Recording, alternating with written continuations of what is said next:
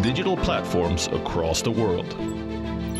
WION. World is one.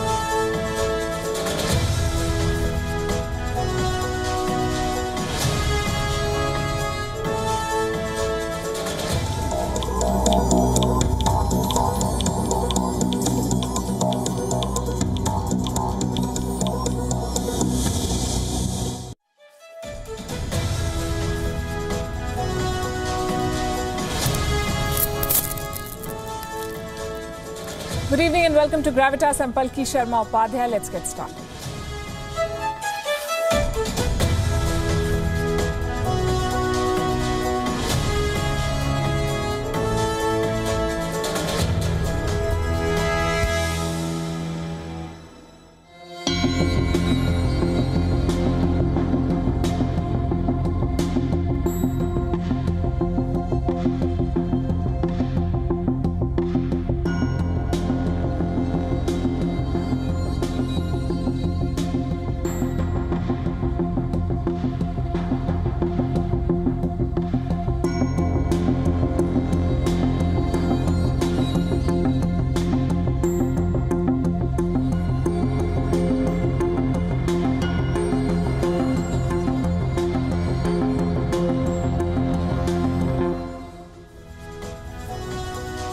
India is short of vaccines. At the peak of its vaccination drive, India was giving 3.4 million shots a day. Now it's less than 2 million a day. The government is ramping up production. More players are entering the picture. More vaccines are in the pipeline for approval. By December, we are told India will have 2 billion vaccines, enough to inoculate the entire adult population. Critics say it's a plan that's just on paper. It won't fly. The government's response has left much to be desired. But here's something we should know about India's vaccination drive. In terms of sheer numbers, India is in the world's top 3. The only 2 countries that have administered more doses than India are China and the US. The European Union, with 27 countries, has picked pace after a disastrous start. Canada, which hoarded vaccines, has been lagging far behind in absolute numbers. Japan is even worse. And these are countries with more money and a much smaller population than India. So it's important to make comparisons with the right parameters. On Gravitas tonight, we'll bring you all the numbers. Also an alarming revelation on the treatments being prescribed in India. And this is worrying. More than a year into the pandemic, India's guidelines have not been updated. Medicines that have been junked the world over are still being used in India. We'll bring you a special report. Also on the show this Friday, no let-up in the fighting between Israel and Hamas. The death toll has risen, protests staged across the world, rockets fired into Israel from Lebanon now. The Pakistani army chief's statements on Kashmir trigger speculation. Is he hoping to strike peace and leave a legacy behind like his predecessors tried to do but failed? Palki Sharma Upadhyay takes oath as Nepal's Prime Minister again after the opposition parties failed to secure majority seats in parliament. And 2 countries are fighting over an ancient dance. We'll bring you their story. We begin as always with Gravitas Global Headlines. An imported dose of Russia's Sputnik V vaccine will cost around 995 rupees or $13 in India. Sputnik V, which claims an efficiency of 91.6%, will be manufactured by Dr. Reddy's laboratories in India. Meanwhile, amid a shortage of vaccines across the country, the Indian government says that more than 2 billion doses will be made available between August and December. The origin of coronavirus is still unclear, and the theory that it was caused by a laboratory leak needs to be taken seriously, said a group of leading scientists, adding that there is a need for a rigorous data-led investigation into the theory. This after a WHO-led investigation in Wuhan said that the virus originating from a lab leak was extremely unlikely. Japan to expand state of emergency to 3 more prefectures hit hard by COVID-19, including the northern island of Hokkaido, where the Olympic marathon will be held. This, as a petition with 350,000 signatures has been submitted to organizers calling for the cancellation of the Tokyo Olympics, slated to begin on the 23rd of July. South Africa's information regulator says it was considering taking legal actions over WhatsApp's controversial plans to share user data with Facebook. The tech giant informed WhatsApp users earlier this year that they had to consent to a new data use policy allowing it to share private information with its parent company, Facebook. Ireland's health service operator shut down all its IT systems to protect it from a sophisticated ransomware attack, but said its COVID-19 vaccine rollout was unaffected. The ransomware attack crippled diagnostic services, disrupting COVID-19 testing, forcing hospitals to cancel many appointments. Singapore announces the strictest curbs on social gatherings and public activities since easing a lockdown last year amid a rise in local infections. Singapore has reported new coronavirus clusters in recent weeks. The Singapore stock market dropped about 3%, while the Singapore dollar slipped a fraction. Russia has picked 4 people to serve as non-professional crew members and actors in what is planned to be the first movie to be shot in outer space, says the Roscosmos Space Agency. Moreover, Japanese fashion magnate Yusaka Maezawa will begin training in Russia for a 12-day trip to the International Space Station in December, traveling on a Soyuz rocket. An opinion poll finds that Brazil's former leftist president, Luiz Inácio Lula da Silva, would handily defeat far-right President Jair Bolsonaro by 55% to 32% in a runoff vote if the 2022 elections were held today. This as Bolsonaro faces mounting criticism over his handling of the coronavirus crisis. Liverpool have reignited their hopes of a top 4 finish in the Premier League with a crucial 4-2 victory over Manchester United at Old Trafford. Jurgen Klopp's side rallied from a goal down against their fierce rivals via Diogo Jota and twin strikes from Roberto Firmino either side of half-time. Marcus Rashford pulled a goal back, but Mohamed Salah's late effort ensured Liverpool closed to within 4 points of the 4th place Chelsea with a game still in hand. The King of Clay, Rafael Nadal, is through to his 12th semi-final at the Rome Masters after beating Germany's Alexander Zverev. World number 6 Zverev had come into the match having won each of his last 3 meetings against Nadal, including in Madrid last week. But second seed Nadal got his revenge this time as he raced away to a 4-love lead in the first set and then came through a high-quality second to win 6-3, 6-4.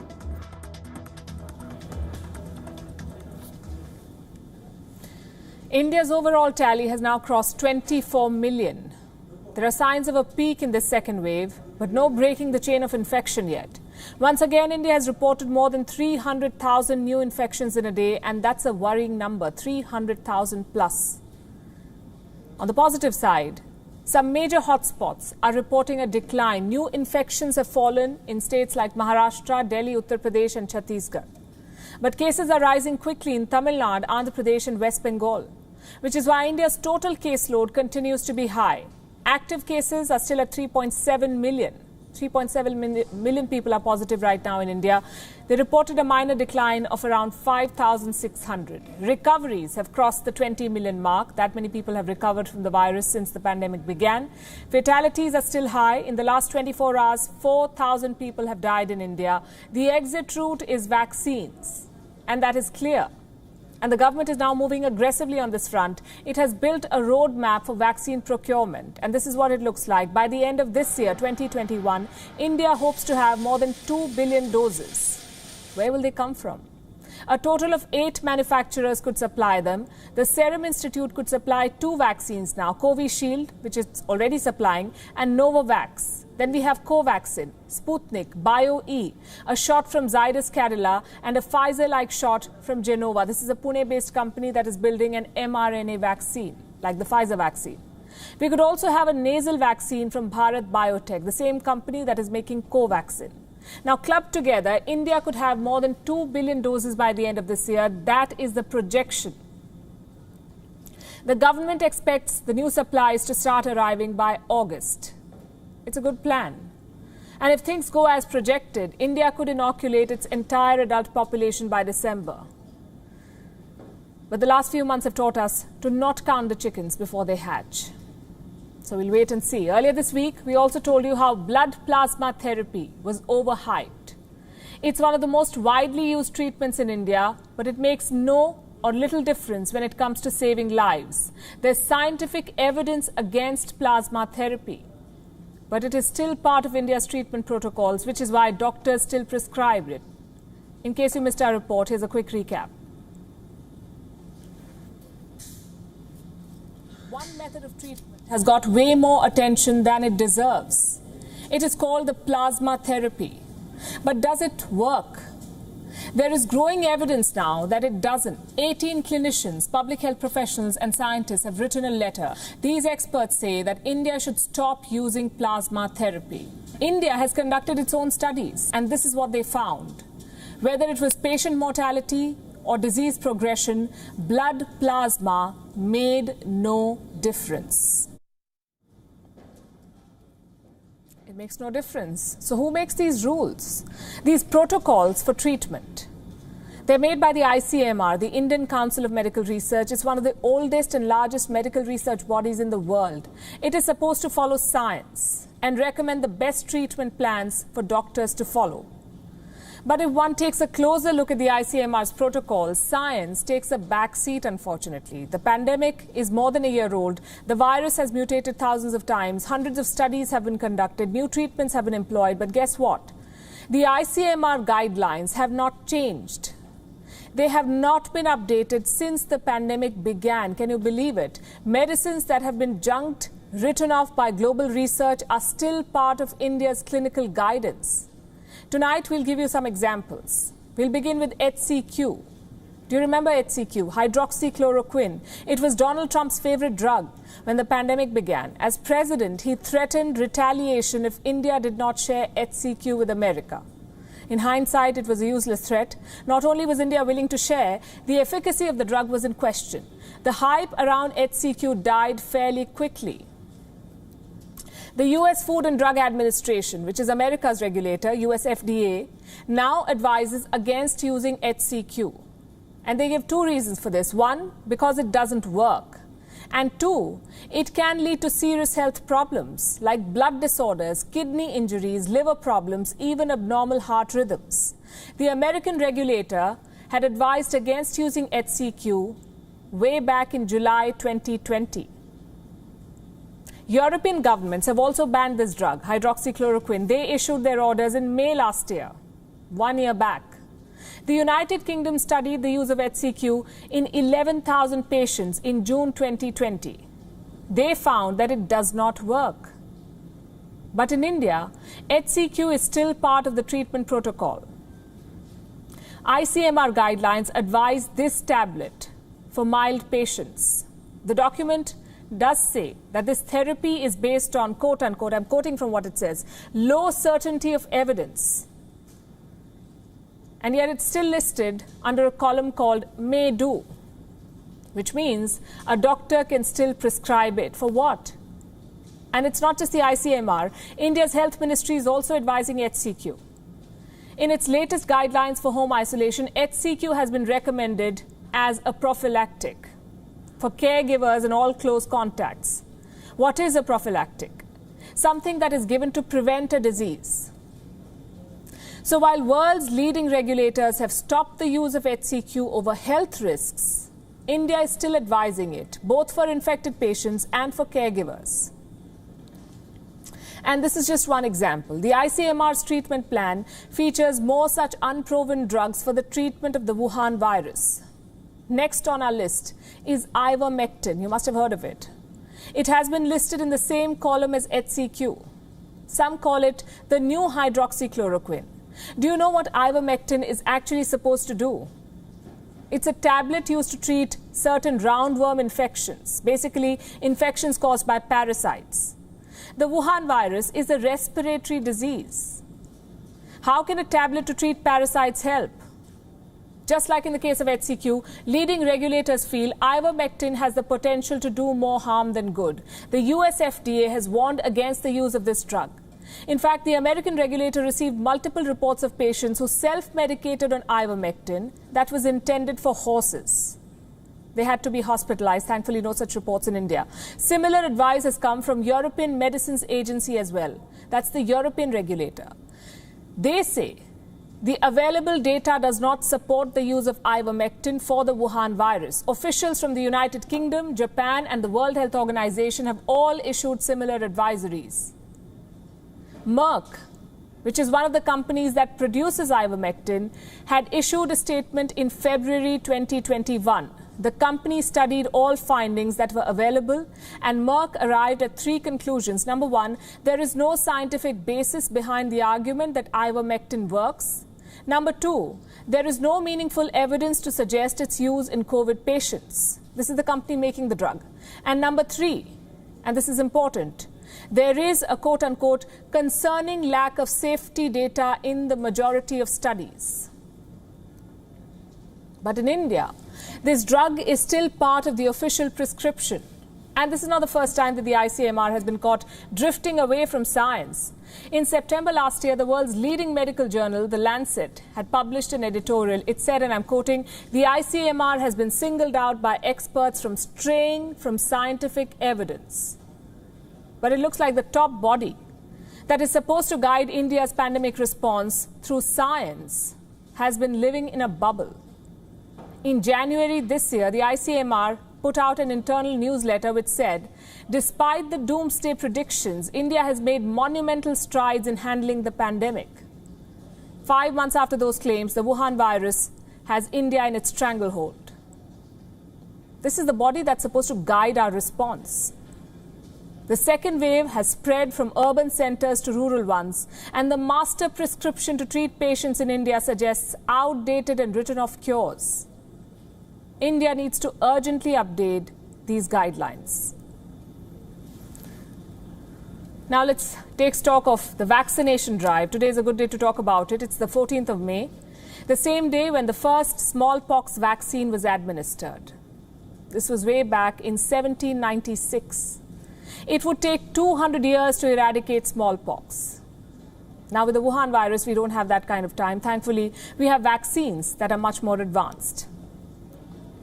But how are countries faring in giving these shots?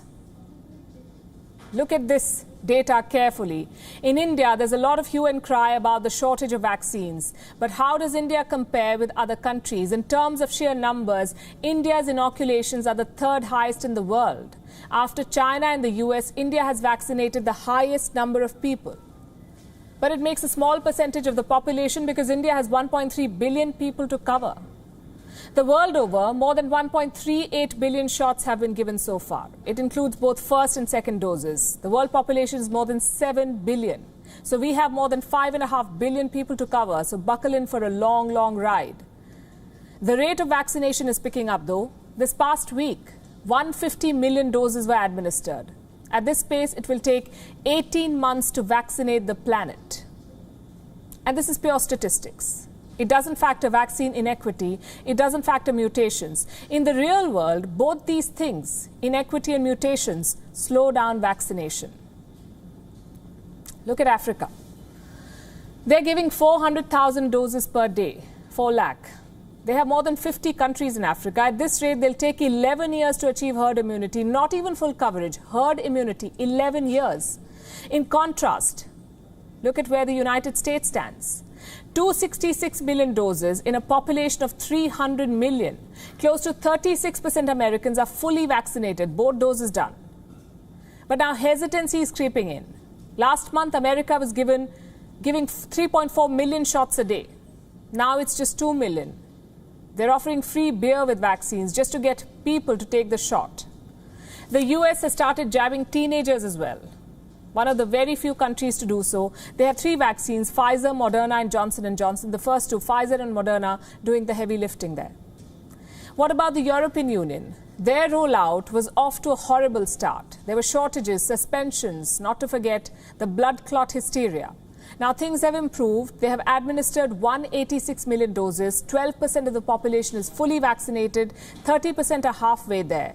But the big headline is this. Europe is now giving 3.4 million doses per day. That's more than the US and the UK. And they're doing this with 4 approved jabs. Pfizer, Moderna, AstraZeneca and Johnson & Johnson. Let's talk about Canada. They have approved jabs for teenagers too. It may seem like they're racing ahead, but in reality, Canada is not doing so well. Only 2.7% Canadians are fully vaccinated.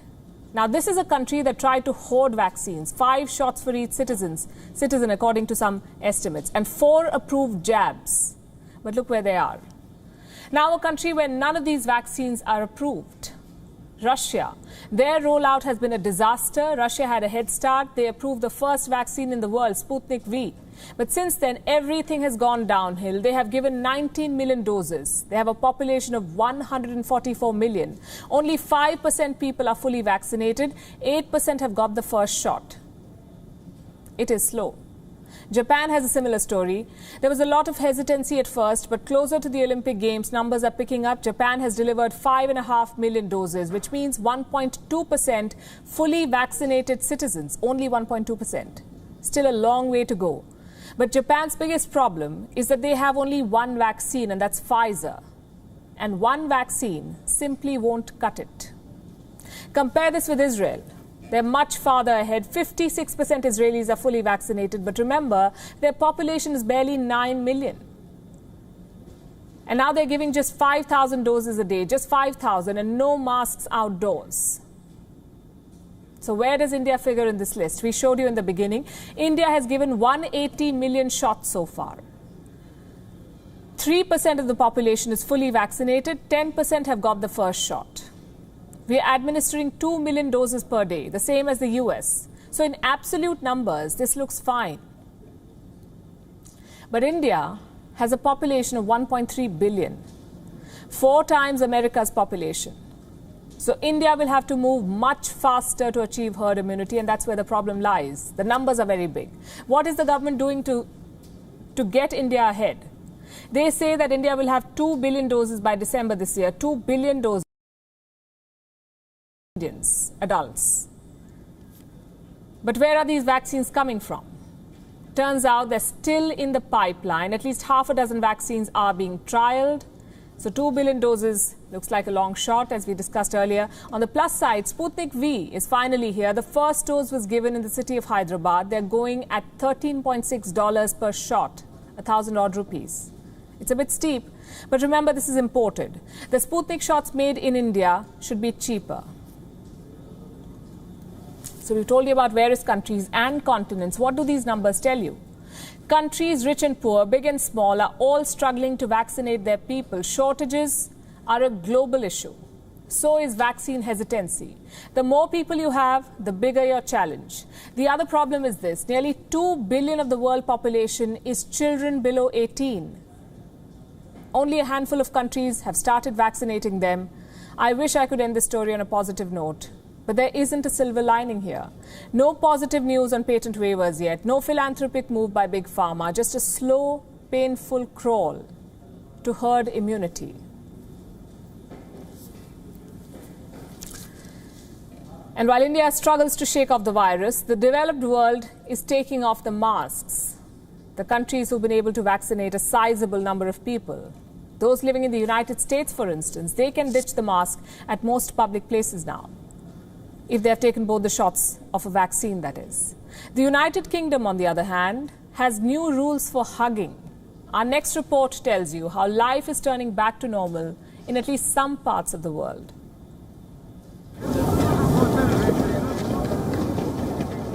Americans can take off their mask while walking on the streets, inside restaurants, offices, and most public places.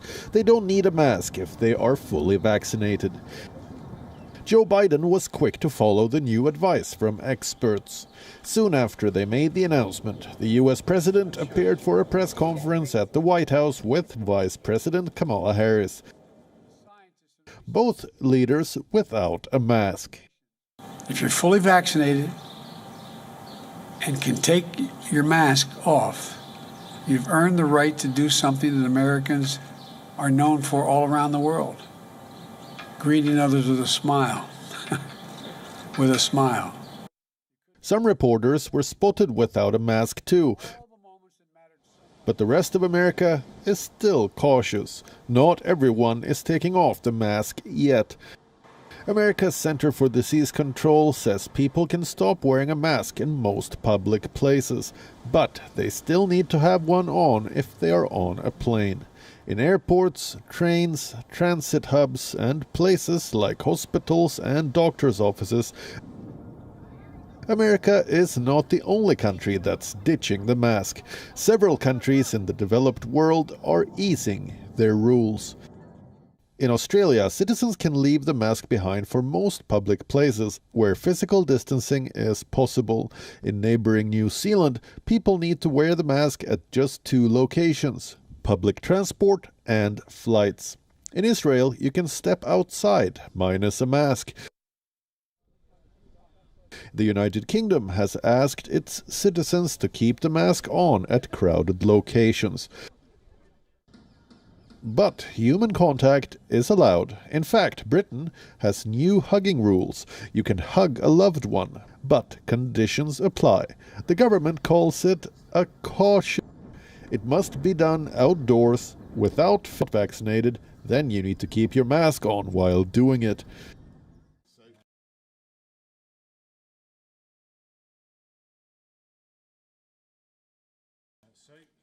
British Prime Minister Boris Johnson, who famously shook hands at the beginning of the pandemic, got infected and landed in an ICU, now has the advice on hugging. This doesn't mean we can suddenly throw caution to the winds. In fact, more than a year into this pandemic, we all know that close contact, such as hugging, is a direct way of transmitting this disease. So I urge you to think about the vulnerability of your loved ones, whether they've had a vaccine, 1 or 2 doses, and whether there has been time for that vaccine to take effect. Whether it is the US or the UK, rules to ditch the mask remain the same. Virus containment and vaccination, with their massive vaccine stockpiles and aggressive inoculation efforts, countries in the West have found the exit from this pandemic. Bureau Report, WION. World is One. Exactly a week ago, Jerusalem's Al-Aqsa Mosque was hijacked by violence. Israeli police broke up a massive gathering of Palestinians. Clashes followed and there was no looking back. Al-Aqsa is the 3rd holiest site in Islam after Mecca and Medina. Its wall is sacred to the Jews, the holiest site in Judaism. Its compound is central to claims over Jerusalem. Symbolic would be an understatement when describing Al-Aqsa. But no one saw this coming. How a clash at the mosque could snowball into the most intense fighting in recent years. As I speak to you tonight, Israel and Gaza are on the brink of war. It's the 5th day of fighting. 119 people have already been killed in Gaza, 8 in Israel. The skies are on fire every night. There is politics, there are protests, and promises to escalate the violence even further. WION has been reporting from Ground Zero, and tonight we have satellite images to show you. to understand the extent of the destruction. This is what 5 days of airstrikes have done to Israel and Gaza. What you see now is a burning storage tank in Israel's Ashkelon. It came under a rocket attack on the 12th of May. And now what you see is Gaza City. These are satellite images of a destroyed multi-storied building. It was brought to the ground by Israeli airstrikes on the 12th of May. And finally, this is what southern Israel and Gaza look like right now. The fumes of fire can be seen from space.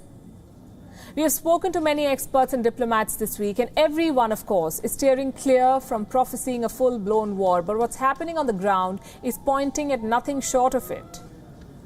Let's tell you what happened last night, the intervening night of May 13th and 14th. A large barrage of rockets was fired from Gaza. Israel said it responded with airstrikes. At least 160 fighter jets were roped in, as were tanks, ground forces, artillery and armored troops. Gaza was bombarded in an overnight operation. The fireballs turned the sky orange.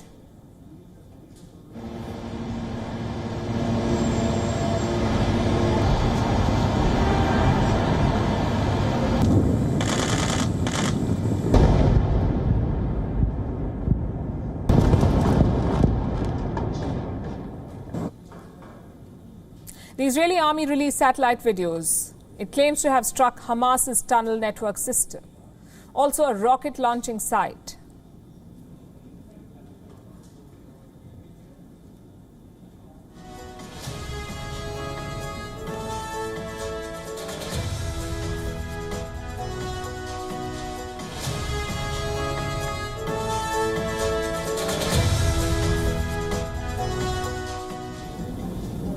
That's not all. Israel admitted to having entered Gaza during the course of this operation, but now Israel maintains that there are no ground troops in Gaza at the moment. Here's something that Israel was not prepared for. At least 3 rockets were fired into its territory from Lebanon. Israel says these rockets fell into the Mediterranean, no damage was done, and that the Iron Dome system was not activated. But who fired these rockets? It's unclear, say Lebanese officials. Well, here's something that's very clear. This conflict has already begun pulling in more active players. As we speak, Israeli troops have been deployed along its border with Gaza. Visuals of a build-up are being beamed the world over. Is the international community doing anything to stop another war?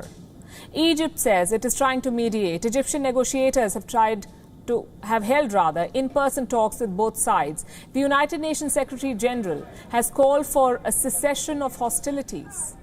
The Security Council is expected to meet on Sunday. The United States has expressed concern while also underlining Israel's right to defend itself. Turkey's President Recep Tayyip Erdogan says Israel has crossed all lines, and from Kenya to Bangladesh, there are protests around the world, mostly against Israel.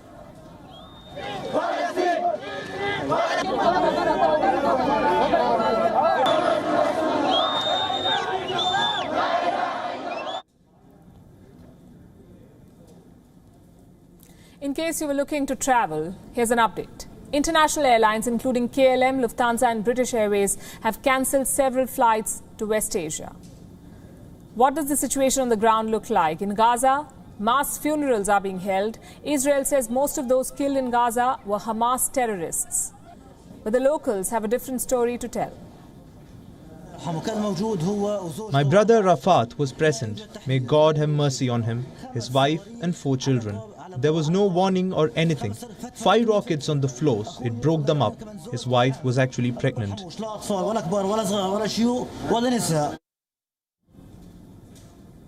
At least 27 children have died so far. Several others are critical. Hospitals have been overrun. They're functioning with less than 8 hours of electricity a day. Doctors say 50% of those being brought in with injuries are critical. In Israel, there's a threat of civil war. There are reports of fierce clashes between Jewish and Arab mobs. Shops, hotels and cars have been damaged. Israel, remember, has a 21% Arab population. Visuals coming in from Israel show police in riot gear patrolling Jewish Arab towns. Israeli Prime Minister Benjamin Netanyahu is describing the situation as a campaign on 2 fronts, one in Gaza, the other is Israeli cities. To contain the crisis at home, Netanyahu has declared an emergency. As for Gaza, he says, and I'm quoting, Israeli military operations will continue for as long as necessary. We would extract a very heavy price from Hamas and the other terrorist organizations. We are doing so, and we will continue to do so with great force. The last word has not been said, and this operation will continue as long as necessary in order to restore the quiet and security to the state of Israel.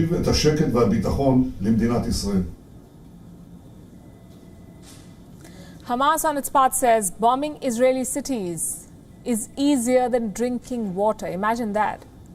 I'm quoting from a video posted by a Hamas spokesperson on Thursday. Now, I want to remind you that 127 lives have been lost in this fighting so far. So who exactly is this operation helping? And think about it before you pick sides. Because like every conflict, this time too, it's the people who seem to be the clear losers. Pakistani generals are a busy lot. After all, running an army, multiple businesses and a country is difficult work, especially when you're officially in charge of just one. There are some common traits in all Pak generals. The usual hawkishness on India, a keen eye for politics, and of course, some good connections. Most Pakistani generals spend their career deriding India. They're always at the Prime Minister's ear, feeding them all kinds of anti-India propaganda. And this is one reason the relationship is so difficult. The civilian leaders take one step forward, the military pulls them 2 steps back. But looking at history, we noticed a trend among these generals. When they see retirement on the horizon, they suddenly become wise and rational. No more warmongering or saber-rattling. And we have examples of this. 1965, General Ayub Khan dispatched his minister for India's Republic Day. 1986, General Zia-ul Haq visited India. He was invited by former Prime Minister Rajiv Gandhi. And then we have Pervez Musharraf. In public, he was keen on closer ties with India. And we've compiled some data for you on this. India and Pakistan have held 114 bilateral talks since independence. 114. 52 of them took place between 2003 and 2007. Guess who was ruling Pakistan then? Pervez Musharraf. What does the trend tell you? That Pakistani generals come to power promising fire and fury against India. That's part of the job profile. But closer to retirement, they want to be remembered as statesmen, the ones who tried to forge peace. And we are seeing this happen all over again. The current army chief, General Bajwa, has 18 months left in office. He is already thinking about his legacy, and he doesn't like what he sees, because in Pakistan, a general's legacy is not just about the battlefield. It is linked to the economy, internal politics, even geopolitics, and it's a tough job, which is why most countries have civilian leaders handling it. But Pakistan, we know, is different. During General Bajwa's tenure, Pakistan's economy has taken a beating. They have requested multiple IMF bailouts. The foreign reserves are running out fast, just $13 billion left. And to add insult to injury, the military had to suffer budget cuts. What about politics? It's the same story. A string of failures in Balochistan, the army is overwhelmed. Chinese contractors and Pakistani citizens have come to blows. And there's nothing that General Bajwa can do. Also, don't forget the FATF listing. Pakistan is getting cozy on that grey list. It's been there for 3 years now. No progress has been made. Same with geopolitics. Allies like Saudi Arabia are choosing India over Pakistan. In Afghanistan, the world community has just one message for them. Please stay away and let Afghanistan prosper. Now, if you think about it, they're left with one friend, China. But China is more a lender than a friend. And it won't be long before the Chinese loan comes due. General Bajwa knows this. And what does he do? He tries to score a point on India. How? By talking peace. Let me play out the speech from earlier this year, and if you close your eyes, you would be forgiven for thinking that you were listening to a statesman. We are ready to improve our environment by resolving all our outstanding issues with our neighbors through dialogue in a dignified and peaceful manner. The potential, however, has forever remained hostage to the disputes and issues between two nuclear neighbors. Kashmir dispute is obviously at the heart of this problem. However, we feel that it is time to bury the past and move forward. But for resumption of peaceful process or meaningful dialogue, our neighbor will have to create conducive environment. It is time to bury the past and move forward. That's what General Bajwa said in March this year. There's no denying that Pakistan's tone towards India has changed in the last few months. There's a growing chorus for talks, and reports in Pakistani media say this chorus is coming from Rawalpindi. The festival of Eid came as the perfect excuse for General Bajwa. Here you see him offering prayers for peace. And he had this to say on Kashmir, I'm quoting again, "It is time to end this human tragedy." Again, strong words, but can we trust them? There are lessons in history. We talked about 3 military generals in the beginning. Yes, they reached out for peace, but they were no friends of India's. It was all about leaving a legacy of peace, good optics, nothing concrete though. So we should see and take Bajwa's olive branch with some caution. He will retire in 18 months, maybe write a book, or give some speeches at universities, but nobody wants to listen to a warmonger. A peace advocate, on the other hand, is good money. And talking about legacy, here is one for the ages. A prime minister who was deposed on Monday in a no-confidence motion only to be reappointed 3 days later. It's been a roller coaster week for Nepal's KP Sharma Oli. He's back as the prime minister of his country. He has 30 days to prove majority. After being on the back foot for most of last year, this time it could be advantage Oli. Here's a report. The confidence vote sought by Prime Minister KP Sharma Oli has been rejected. Many thought that was the end of Prime Minister Oli, the eulogy of his long and eventful career. But this is Nepal, the land of cutthroat factionalism. You don't reach the summit of Nepal politics without taking blows. And KP Sharma Oli knows a thing or two about that. On Monday, he was ousted as Prime Minister, publicly rejected in a no-confidence vote. Round 1 went to the opposition. The president set a 3-day deadline for them to form a new government. गरिमामय संसदको विश्वासको मत माग्न चाहन्छु.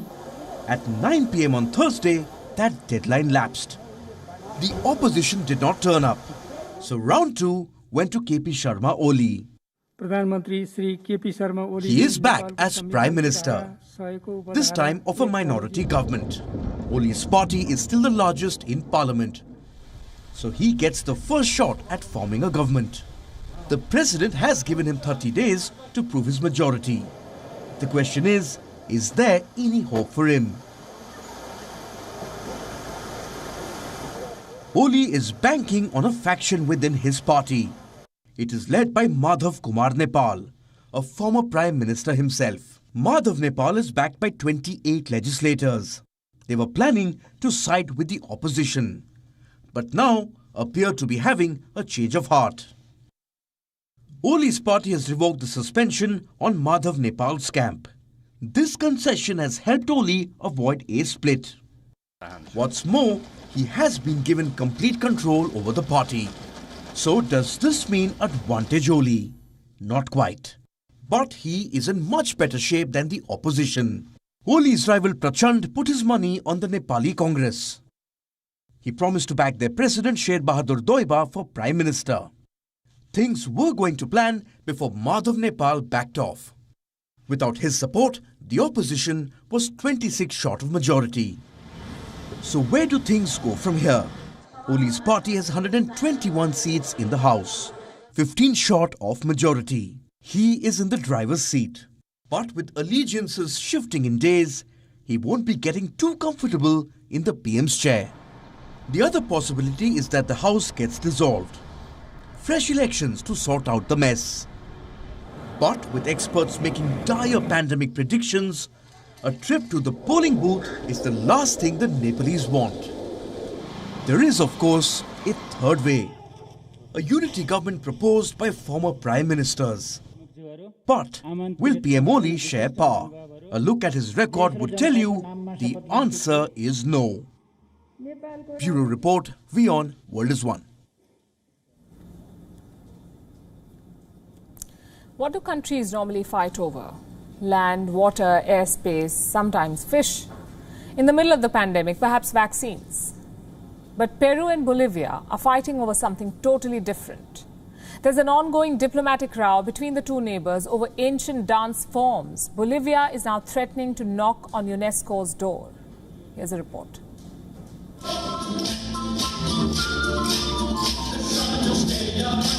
Pretty catchy, right? This colorful dance is called La Morenada, and neighbors Bolivia and Peru are currently fighting over it. Bolivia wants to be known as its country of origin.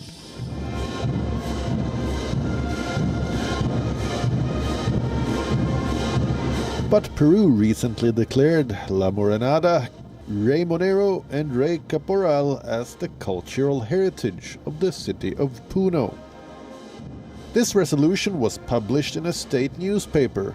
Its words too bitter for Bolivia to digest. La Paz is crying thief. It wants to go to the UNESCO and request international protection of its culture. In 2001, the United Nations Educational, Scientific and Cultural Organization, UNESCO, declared the Oruro Carnival and its dances, including the Morenada dance and the dance of Caporales, a masterpiece of the oral and intangible heritage of humanity. Peru says it is not stealing a dance, leave alone its origin or exclusivity.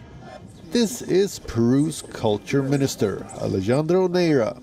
He says folk dances in the Andean highlands have a long shared history, adding that each country in the region has contributed to the art form over the years.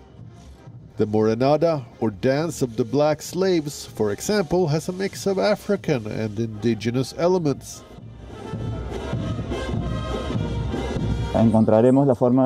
This is precisely part of what unites us from southern Peru with Bolivia, which is what we want to protect. This lore and artistic expression are part of a knowledge that are not proprietary of a single territory, but rather they can be shared because the idea is that they be preserved and maintained over time.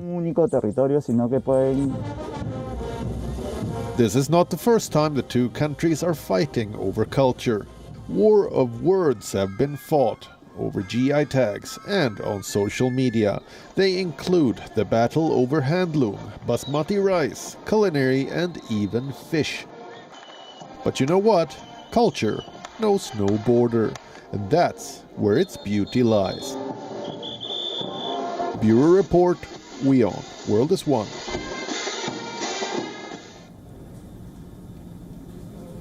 A pandemic, a second wave, a brewing war, and a Game of Thrones. I know it was too heavy a show for a Friday, but there isn't much we can do when times are so grim. It is, after all, our job to tell you the truth about what's happening in the world. But that said, we can always wrap the week on a lighter note. So let me tell you the story of a cat. They say a cat has 9 lives. For 3 he plays, for 3 he strays, and for the last 3 he stays. The cat in our story probably has just 8 lives remaining, for he has played with fire in 1. Let's show you how it happened. This burning building is in Chicago, what you see on your screen. We do not know how this fire started. What we do know is what followed. When firefighters were trying to put out the blaze, and some of them were documenting it, a cat suddenly jumped out from the 5th floor. It was a black cat, it missed a wall, fell on a patch of grass, landed on its paws and walked off. Onlookers say the brave cat bounced once. It was not injured, and before anyone could walk up to the cat, it ran away. Where to? Well, no one could tell.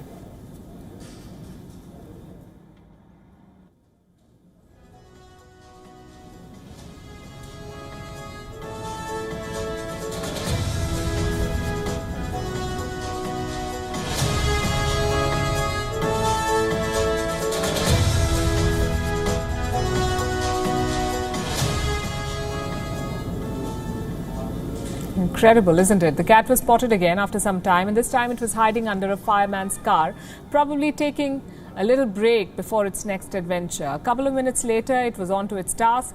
The cat had come out from under the car. It was trying to scale a wall to get back into the very same burning building. The cat probably wanted to jump from the building once again. There's no video of that though. Who knows? Cats are funny creatures. This cat and its jump have gone viral. Last we checked, this video was viewed almost 300,000 times. And now whatever you do, don't show this video to your cat at home, else the next thing you know, it'll be bungee jumping from unimaginable places. Take care. We're leaving you with Gravitas Images. Thanks very much for watching. Have a good weekend.